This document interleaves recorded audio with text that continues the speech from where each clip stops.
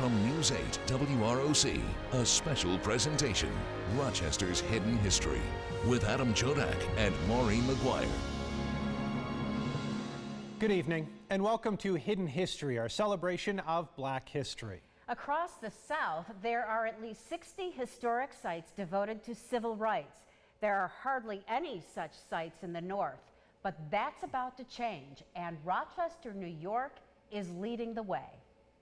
Rochester already celebrates its legacy as home to Frederick Douglass. Soon, it will be one of the only cities in the northern U.S. to have a public site dedicated to civil rights. There are a lot of community partners. It's a grassroots effort.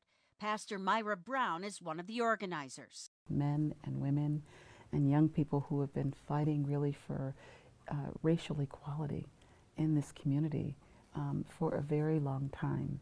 And their stories need to be told. To the people of the Baden Street R. Mount Erie, this is Nathaniel Wise. Some of these stories are preserved in news reports of the era.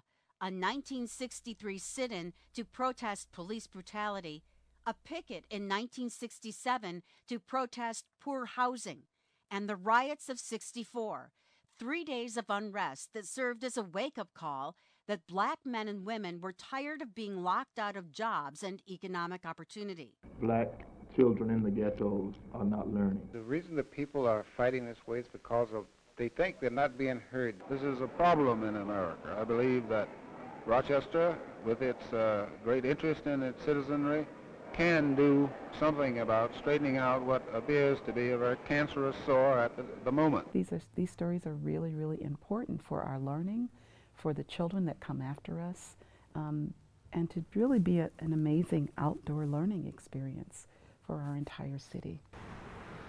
The Heritage Civil Rights Site will be built at Baden Park on the city's northeast side. There's a public school right next door, and the historic Baden Street Settlement House is nearby. Organizers have already secured funding from the city and state, and they're raising money from private donors as well. The civil rights era in Rochester brought rallies, marches, and confrontations with people in power. Stop leading our people on to be deceived and to be whipped and to be brutalized and have no power to control their own destiny. All of it sparked change. There's a website dedicated to the Heritage Civil Rights Site. It includes history, hopes for the future, and opportunities to donate. Design for the site at Baden Park is underway. When it's built, it will serve as a monument to the quest for civil rights, a quest that continues to this day.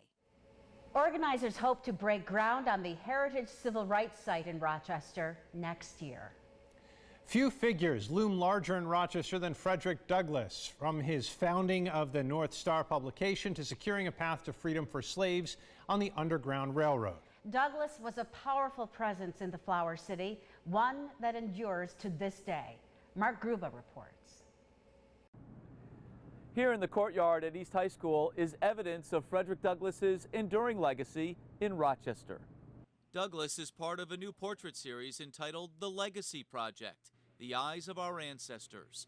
Students, teachers, and families selected leaders they deemed important to the community. When I think of Frederick Douglass, I think of an activist, a leader, someone who was selfless and thought about the generations ahead and worked towards that so we can have better. The intense eyes of Douglass watch over Bria Adams and her peers. To see his eyes here in our own courtyard, it just inspires me to do better. Even if I'm having a rough day, there's someone who fought for me to be in this classroom and to be getting this education. There's someone who fought to get their own education because they were not allowed to. So it just motivates me and uplifts me to be a better person and help my peers value the education that we are getting. Born into slavery, Frederick Douglass escaped to freedom and eventually settled in Rochester.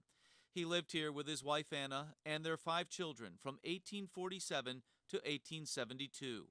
During that period, Douglass was prolific, founding the abolitionist newspaper, the North Star, and guiding slaves to freedom along the Underground Railroad. Douglass's time in Rochester is not hidden, but celebrated. Statues were erected around town in 2018, marking the 200th anniversary of his recognized birth. Frederick Douglass's ideas, the things he believed in, are needed now more than ever. A new Douglass Plaza at Highland Park was dedicated just last year. He's often paired with famed Rochester suffragette Susan B. Anthony. Even the Douglass Anthony Bridge, spanning downtown Rochester, bears his name. Recently, we spoke with Ken Morris, the great-great-great-grandson of Douglass. Morris co-founded the Frederick Douglass Family Initiatives, which calls Rochester home. Frederick Douglass, I believe, did some of his most important work here in Rochester. The Douglass family was here for more than a quarter of a century. Frederick Douglass published a North Star newspaper out of the Talman Building, which was the leading abolitionist voice. So the spirit of Frederick Douglass is here. It's where he and my great-great-great-grandmother Anna Murray Douglass is buried at Mount Hope Cemetery, so it was just natural for us to come back to this place. In Rochester, Douglass is living history. He inspires a new generation to learn about the past, understand how his experience connects to their lives, and empowers them to find their own voice and lead. I would definitely say it's living history, because we're still fighting towards, equal education. We're still fighting for, black and brown children to be able to get the education that they deserve. The fight is not over yet. But I feel like we had a great head start with Frederick Douglass being in Rochester. In Rochester, I'm Mark Ruba. Rochester artist Sean Dunwoody painted the 29 portraits hanging now in the East High Courtyard. Besides Douglass, they include Nelson Mandela, Martin Luther King Jr., Barack Obama, and Harriet Tubman. The civil rights movement included a fierce drive for economic equality. In Rochester, civil rights heroes took that fight to the city's biggest power brokers, and the result made national headlines. We'll explain coming up.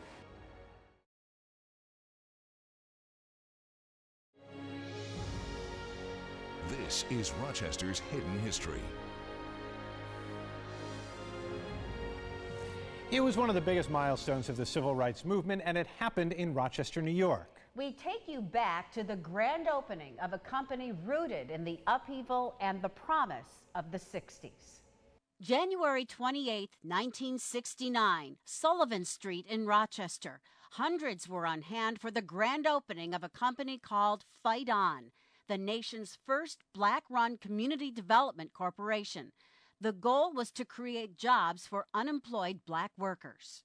Our people want and they deserve results. At the time, unemployment in Rochester was less than 2%, but for unskilled black workers, it was 25%.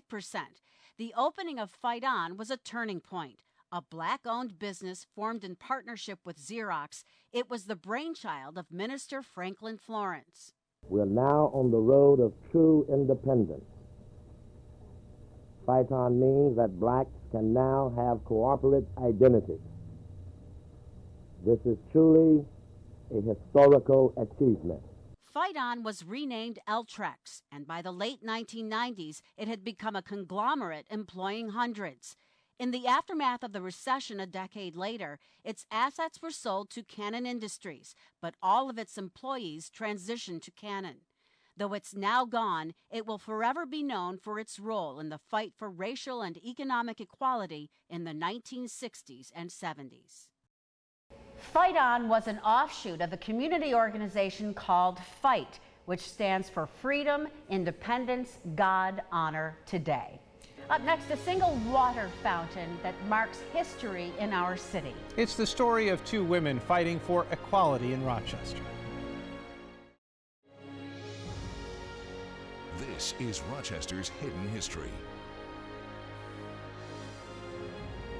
Maybe you've passed by this drinking fountain in downtown Rochester. It's right near the Liberty Pole. It's the Miss Jane Pittman drinking fountain. It's unique and has a special place in Rochester's history. Atia Collins sat down with the woman who got the statue on the street. Mitch Thomas is the mastermind behind the Jane Pittman drinking fountain in downtown Rochester. It all started when Thomas was sick, looking for water to take her medication. I went to a restaurant to get some water to take the pill, and the waitress charged me 10 cents. And I thought there must be somebody else having a similar problem, and I must do something about it. Thomas is the widow of Dr. Freddie Thomas, a civil rights leader in Rochester. After his death, Miss Thomas founded the Dr. Freddie Thomas Foundation and went to foundation members for help with the fountain. The members thought about the fountain must mean more than just having water. Remember that water was not free to everybody in our history. And we thought about Miss Jane Pittman, who drank water from a fountain in Louisiana that was labeled for whites only. The fountain was unveiled in 1987. Here you can see pictures from that day where more than 7,000 people showed up. The three-headed fountain is very unique, with each spigot representing something different. One spigot represents humanity, the other spigot represents liberty, and the other represents equality. And this is what America's all about. The Jane Pittman drinking fountain is usually right here in this space. It's inside for the winter, but the city of Rochester says the Liberty Pool Plaza is the perfect place for this historical fountain. This is the center of our city, right? This is the best place for it. It's somewhere where everybody, the young, the old, downtown living, suburbanites, they can come downtown and they can see exactly, what this project meant and what it means to the city and to the area. Rochester celebrated the 25th anniversary of the fountain here in 2014.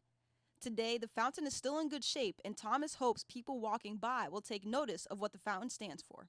This might be an opportunity for the children to know something about American history and use this Jane Pittman fountain, which they can go and have a drink and be a part of that. In Rochester, Atia Collins, News 8. The Jane Pittman drinking fountain will be back in Liberty Pole Plaza for the summer. Anyone can stop by then and read more about the history of this symbolic statue.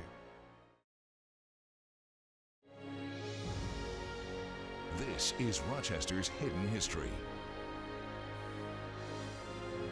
If you've been living in Rochester long enough and you've watched the news regularly, you likely not only know Walter Cooper, but know his story. Scientists with Kodak and civil rights leader in Rochester in the 60s and on and on. But what you may not know is how he thinks we can address many of the concerning issues faced by the African American community right now here in Rochester.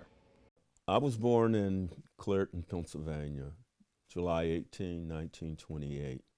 It had a steel mill, a small chemical plant, and those two industries provided a tax base for them to have really nice high school.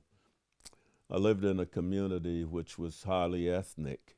There were no problems. The neighbors got along very well. The elementary school was highly integrated with students from all over, whose parents came from all over the world. Do you feel like what you grew up in is what we're still striving for in a way? Yes, we're still striving for that. And I was very fortunate to grow up in that kind of environment, because what it conveyed to me was the humanity of people coming from all parts of the world, and it was a means of enhancing my own belief in myself. Do you think race relations now are better than they were when you were fighting for civil rights? I think the record is somewhat spotty. I think that the civil rights movement excited lots of blacks, and it certainly stimulated many of them to take advantage of new openings. But I think that there might have been a inflated estimate of what civil rights legislation could do for African Americans and Hispanics. So you don't think we've reached? No, we haven't reached a plateau as yet. What recommendations would you give to those seeking to reach the plateau? Knowing who you are in the United States. Over the years, I decided that, yes, I'm an American, yet on many occasions, I'm treated as the other. And those occasions are very critical to where I want to live, where I want to work, and how my skills would be acknowledged and rewarded in a profession. In a sense, it's almost like an equation where I recognize your citizenship is something like 1 minus X. X is the times you're treated as the other and not as a 100% American citizen. How do we change that equation for people? Among minorities, the problem of identity has not been thoroughly researched, and how it impacts on how you function in a democratic society or as an American citizen. When you understand your identity, then I think you are propelled to be treated and to seek those avenues which will allow you to be treated as a full-fledged American citizen. Cooper, by the way, often visits the students at the school named after him. Up next, a look at the future of the fight for equality. One big hurdle is affordable housing. Meet two people here working every day to make it affordable.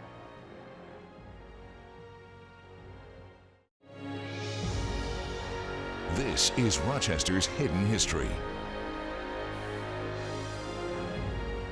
Owning a home is said to be part of the American dream, and while many share that dream, sometimes barriers can stand in the way from reaching it.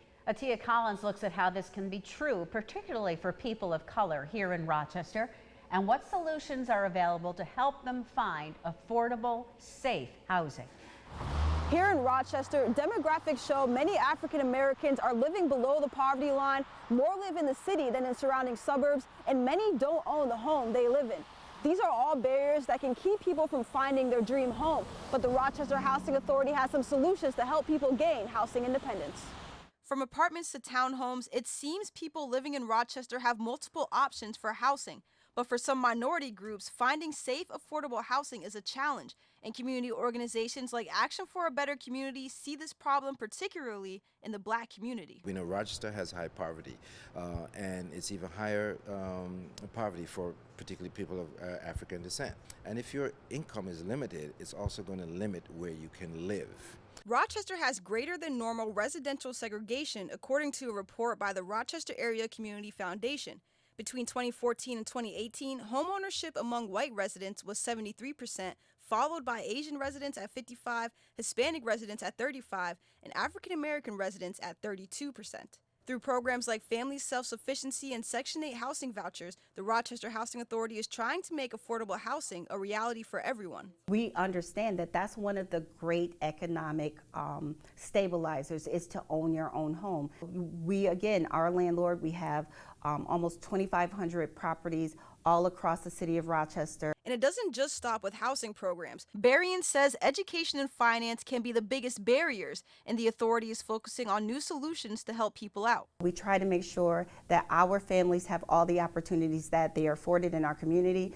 We do things like career fairs, we have FAFSA Fest. We're always trying to connect our families to any resource that we know that is available for them. The Rochester Housing Authority is rolling out a new financial literacy program this month, another measure they are taking to help educate people about their housing options. In Rochester, Tia Collins, News 8. Rochester still has a ways to go. The rate of child poverty in Rochester has jumped 14% in the last 20 years. Overall, Rochester ranked in the top 5 in poverty rates in the United States. Thank you for joining us for our Hidden History special. News 8 will continue to report on these issues in our community, and I hope that you continue watching. Have a good evening.